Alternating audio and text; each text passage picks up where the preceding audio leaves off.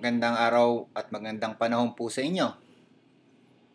Ako po ay nag-file ng complaint sa Ombudsman kasi hindi ko na po matiis na hindi po ipinapresenta sa taong bayan, lalo na sa mga taxpayer, ang mga revenue issuances ng BIR.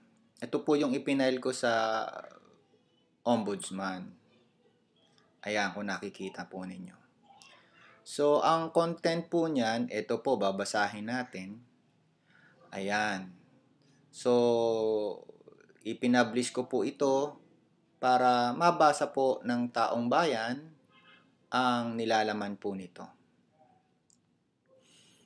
Ang kinasasama po ng loob ko ay bakit itinatago sa taong bayan ang mga revenue memorandum order ayaw po nilang isubmit sa UP Law Center.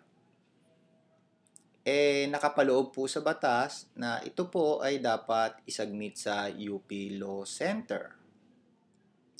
At pag hindi po ito sinagmit sa UP Law Center, sabi po ng batas, ay hindi ito magiging effective. At kung hindi po ito magiging effective, wala pong karapatan ang sino man sa BIR na ipatupad po ito. Ang gusto ko lang po sana ay mawala po yung pagiging ignorante ko, kaya gusto ko po sana na sumunod lagi sa batas.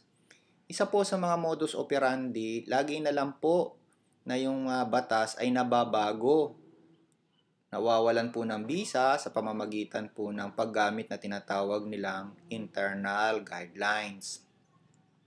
Dito, ikinekwento ko po yung pag-i-issue ng letter of authority, dapat po ay isinasubmit sa UP Law Center.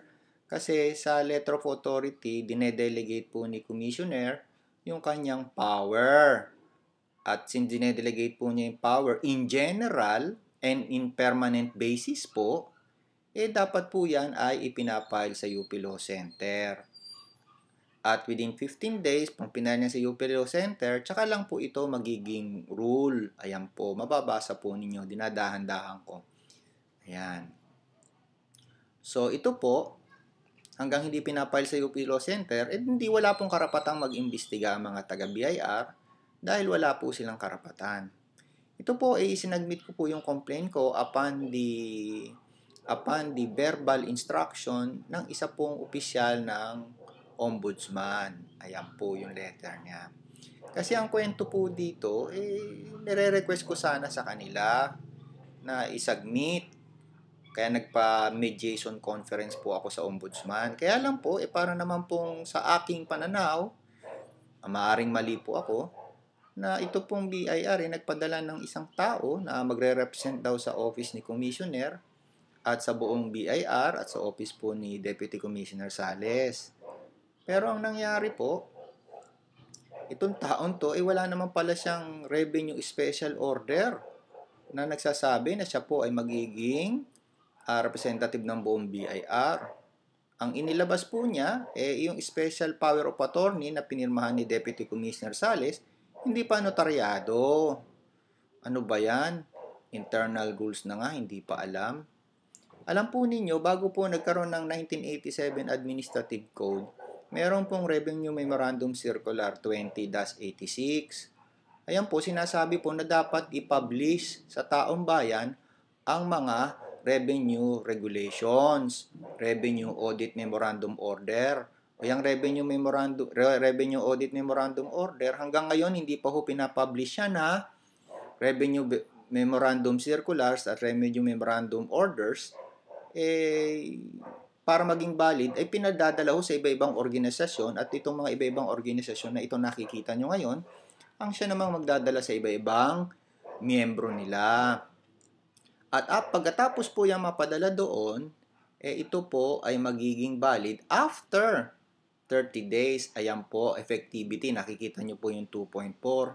Kaya ko po ginagawa ito kasi alam nyo po, yung mga revenue regulation memorandum order, memorandum circular, audit memorandum order, nagke-create po yan ng rights sa BIR. Nakapag-i-invade po yan ng privacy ng taxpayer. At nagkakaroon po ng obligation ng taxpayer na sundin ito. Ayan po sa number 13, basahin po ninyo. Kaya lang po, bakit ganun? Ayaw nilang ipaalam itong obligation natin sa kanila, itinatago. Bakit? Gusto ba nilang magkamali tayo? Kaya ako po ay nananawagan sa iba na ipaalam po ninyo, magsama-sama po. Alam po ninyo yung 1986 na RMC 20-2018, RMC 20-86, ginamit pa nga ho ng Supreme Court para matalo ang BIR doon sa isang kaso. Sinasabi ng Supreme Court na hindi na i-publish yung circular or memorandum na yon, therefore, hindi siya magiging valid and effective. 1986, ginamit ng 1993. So hanggang ngayon, hindi pa po ito sinusunod. Marami na po kaming kinuhang certification, negative certification sa UP Law Center. Wala po kaming nakita na nagsubmit po ang Bureau dito sa mga nakuha namin. Sana isubmit na po nila para maging maayos naman po at sana i-publish nila sa website nila para ang lahat po ay makaalam. Hanggang sa muli, ito po ang inyong ka-tax ETM na nagsasabi sa inyong pagtulong-tulong tayo para sa ikaunlad ng bayan natin. Magbayad po tayo ng tamang buwis. Marami pong salamat. Thank you.